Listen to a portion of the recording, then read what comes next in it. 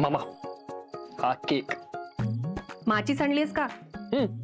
मेणबत्ती पेटवावी लागेल. हा, आपण मेणबत्त्या विझवणार नाही.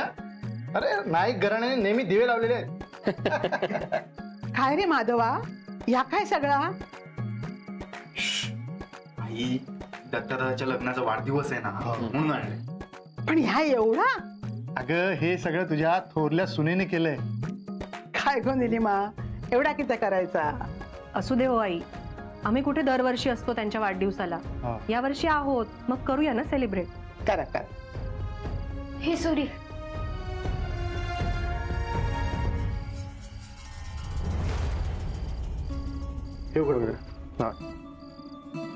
गणेश काय झालं? असं शांत काय? आज आई बाबांच्या लग्नाचा वाढदिवस आहे ना? मग असं तोंड पाडून का बसलाय? मी त्यांच्यासाठी काहीच आणलं नाहीये. अरे त्यांना तुझ्याकडून काहीही नकोय. तू त्यांना फक्त त्यांच्या जवळ राहायला हवाय. तेवढं करशील ना प्लीज? आणि हे बघ गणेश, आज काहीही बोलायचं नाही, वेड्यासारखं बडबडायचं नाही, बाबांना राग येईल असं काही म्हणायचं नाही. चला आता उत्सव मूर्तीना बोलवा. काय? अगं म्हणजे आई बाबांना बोलव. 12 वाजतील इतक्यात. गणेश, अरे इथे येऊन उभा राहा ना. ये रे बाबा, ये. या ना.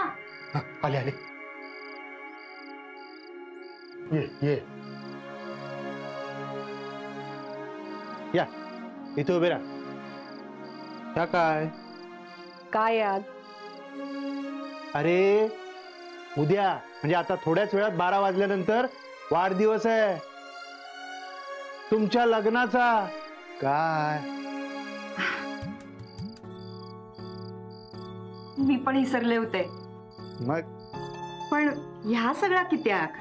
तुमच्यासाठी. इतक्या वर्षात कधीच वाढदिवस साजरा नाही ना केला तुम्ही. सरिता, ही आपली माणसं, काही झाला तर ह्यांच्या सगळं लक्षात आ. नाही नाही नाही, माझ्या लक्षात नव्हतं. हे तर निलिमांनी सगळं केलंय. हो,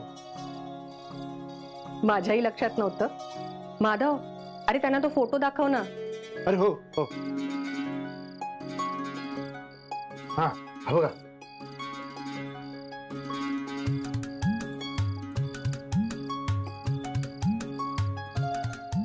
हा फोटो मिळाला म्हणून लक्षात आलं माझ्या.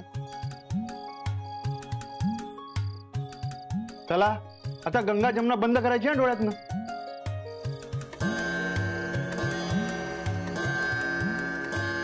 बारा वाजले. चला चला चला चला चला, केक कापा.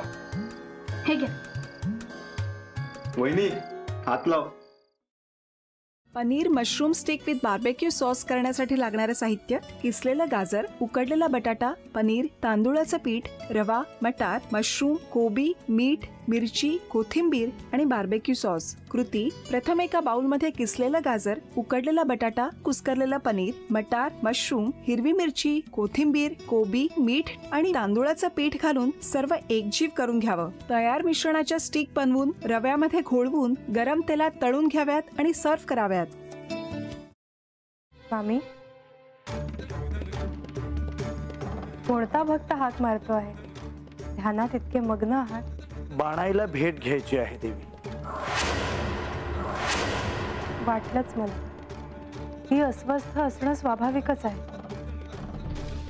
तिच्या दृष्टीने हे सारंच गोंधळून टाकणार आहे. अशा वेळी तिला तुम्हाला किंवा मला भेटावं असं वाटणं हे स्वाभाविक आहे. नमस्ते अंकल जी. वो हमें आपसे. कशा करता आलेस तू इथे? विकीची चाळी करायला? काय समजतो काय स्वतःला तू? अरे आजारपणात माझा जीव वाचवला म्हणून घरातल्या पोरी बाळींवर. अरे कुठून कुठून येता तुम्ही? नाही ते उद्योग धंदे करता इथं. खपवून घेणार नाही मी सांगतो तुला. मी फार वाईट माणूस आहे, लक्षात ठेव. पोलिसात देणार होतो तुला. केवळ विकी आडवा आला म्हणून लक्षात ठेवलं. ते इथून दिंड काढणार होतो तुझी मी. मामा, आता आपण काहीच करू शकत नाही.